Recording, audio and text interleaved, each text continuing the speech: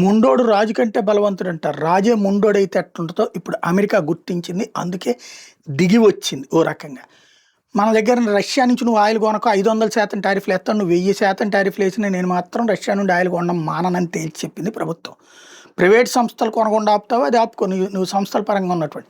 But నేను మాత్రం Russia నుండి ఆయిల్ కొంటానని చెప్పింది. ఎందుకు మీరు అట్లా కొంటున్నారంటే, తక్కువకి వస్తున్నాయి, నాకు $50 వస్తుంటే అక్కడ బ్యారెలు, నీ దగ్గర నుంచి $100 నేను ఎట్లా తీసుకుంటానని చెప్పింది. పోనీ అమెరికా తక్కువకు అమ్ముదామంటే దాని దగ్గర ఎక్కువ రేట్లతోనే ఉంది, కొనుక్కుంది.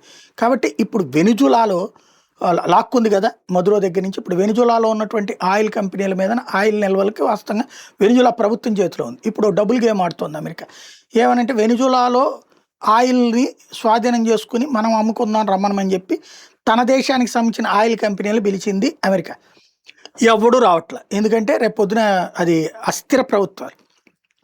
అస్థిరంగా ఉంటే కొట్టుకు చేస్తారు అక్కడ అసలే వెనిజులా అంటే మాఫియా శక్తులు ఉన్నాయి. పైగా ఇప్పుడు ఆయిల్ దవ్వుకుపోతూ ఉంటుంటే ఏ మాటలు చేసినా ఏ చచ్చినా బతికుంటే బలుసాగు తినొచ్చు, కానీ చచ్చిన తర్వాత ఏం సాధిస్తామన్నటువంటిది ఎవడూ రావట్లేదు. కాబట్టి వెనిజులాలో ఉన్నటువంటి బావుల్ని భారతదేశపు సంస్థలకు ఇస్తుందట అమెరికా. మనం తవ్వుకుని మనం తీసుకుంటూ తక్కువ రేటుకి కొనుక్కోవచ్చు, తద్వారా రష్యా నుంచి ఆయిల్ కొనొద్దు అన్నటువంటిది కొత్తగా అమెరికా ఆడుతున్నటువంటి నాటకం. మరి మోడీ సర్కార్ ఏం చేస్తుందో చూడాలి.